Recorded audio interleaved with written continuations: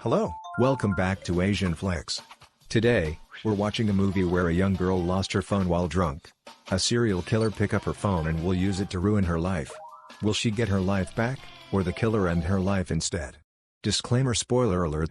The movie begins with Lee Nami, an ordinary office worker whose life is constantly around her cell phone like most of us do. At night, she went out with her coworkers to get a drink until they were drunk. While drunk, she dropped her cell phone on the way home and get it picked up by a stranger. The next day, we see her phone got picked up by a man named Jun Young, and when Nami's friend call her phone, he picks it up, but uses a voice-changing app to speak so his voice won't be recognized. Jun Young seemed to have a hidden plan, as he stalked her around, taking note of Nami's personal information. Meanwhile, Nami just realizes her phone got lost, and she tries to contact her phone to arrange a meeting with the finder at her father's cafe so she can get her phone back. Not long after the call, Nami went to her father's cafe, and get a phone call from a different woman saying her phone fell off and the finder had left it at a service center.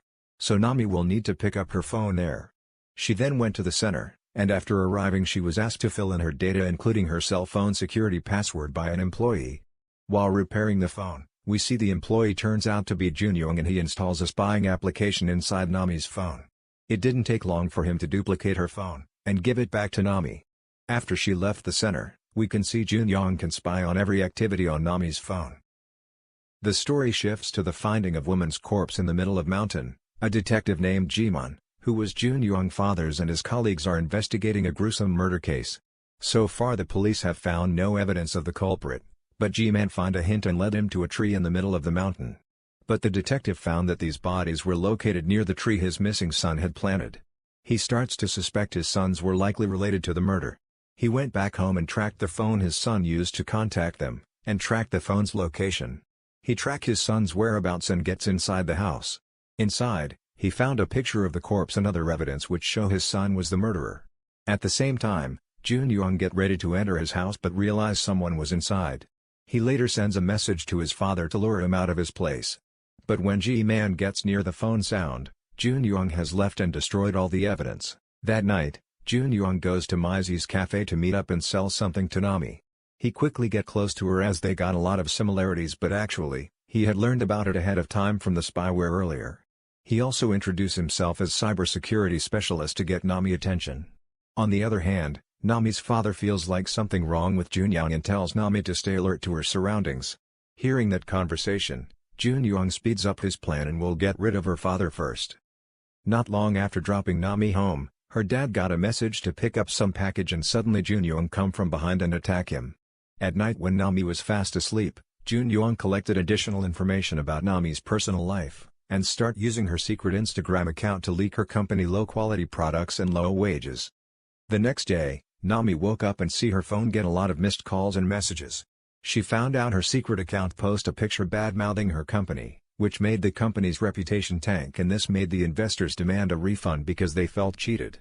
She explained to her colleague that her phone was hacked but they don't care as the damage had already been done.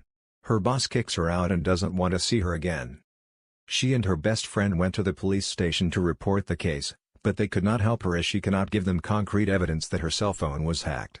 Then they go to her father's cafe to discuss how to catch the hacker.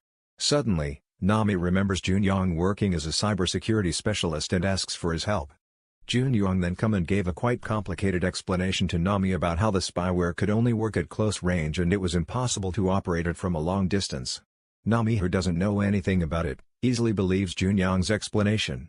She begin to wonder if her best friend was the one doing this to her. The night before the leak, she stayed the night at her house and Nami's friend was the only one who knew about her secret account. Her friend felt betrayed and broke off their friendship. Meanwhile, inside the cafe, Nami also crying while watching her old video and she slammed down her phone in frustration. After watching the broke down phone she then realizes something. In the next scene, the murder investigation continued as G-Man went to Jun Young's repair shop hoping for a clue indicating he is the murderer. When they arrived at the shop was in a mess with papers and electronic devices strewn all over the room. They later found 8 repairment forms and 7 of them were the victims they found in the mountain. In the middle of discussion, couple of police officers enter the room and are accompanied by Nami. As G-Man and Nami meet each other, she told him that she suspected the store had installed a surveillance application on her phone while carrying out repairs here. G-Man then explained that the place was owned by Junyoung, and hearing that, she decided to get back at him for what he had done to her. They planned to catch Junyoung by luring him to her house. Nami, who was already aware that her cell phone had been tapped, tried to act normal so she wouldn't get caught, and then contacted Junyoung to come to her house while G-Man hides outside watching from his car to catch Junyoung. Everything was going smoothly until G-Man confronted him. They were shocked as that man was not the same Junyoung they know. G-Man thinks that they have the wrong person, as this man has a different face from his son's Junyoung. Because of that, they let him go and decided to take Nami to her father's house. To anticipate in case Junyoung attacks her, she changes her phone, and before parting ways, she shows the detective a note saying they will only communicate by phone and said they will keep in touch. She let her lay down on her bed and feel safe as there was no sign of that creep. Suddenly, Junyoung messages her and knows she had changed to a new phone. Disturbed by it, she calls him, and suddenly a ringing voice is heard from above.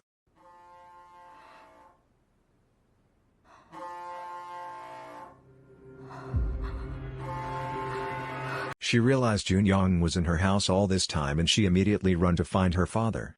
When she wanted to call for help, the number she was dialing got erased and her camera continuing take her picture. She later heard a recording of her father's voice, and suddenly Junyoung show up. He shows her a video of her father being held captive in a room. Seeing that, she begs him to let go of her father, but he instead asks her to chat with the police first, as she promises to keep in touch with them. After she messages the police, he asks her to play a game with him. If anyone within 24 hours called her, he will release both of them. But he confidently said no one has ever called, as he had destroyed their life beforehand. He later went to the bathroom, and not wasting any time, Nami immediately take a weapon and prepared to attack. But she saw her father was submerged in a bathtub, and Junyoung ordered her to tie her feet or he will drown her dad. He then covered her mouth and threw her in the bath with her father. Before leaving them to die, he takes a picture of Nami for his collection. He then returned to the living room, set Nami's picture as wallpaper, and found a note dropped by Nami saying no send messages and only calls. He immediately suspicious and find out that the police had already arrived. G-Man and his colleague enter the house and put Junyoung at the gunpoint. Nami on the other hand on her last breath, but G-Man colleague immediately saved Nami and her father, who almost died. After a few beating session, the psychopath confesses, he is not G-Man's son and he has killed him to stole his identity and accuse him as the murderer. The psychopath shows G-Man a phone with Junyoung face as wallpaper. Emotionally shatters, G-Man wanted to kill the psychopath, but Nami was filled with anger as she saw her father unconscious. She take a gun and came out towards the living room to shoot the psychopath. After the shooting, she saw her father regained consciousness and starts to cry happily and hug his father. The police confiscated all the evidence, and later we see Nami and her father was sent to the hospital for further examination. In the ending scene we see Nami and her dearest people laughing at the cafe. That's all for today. Thank you for your support.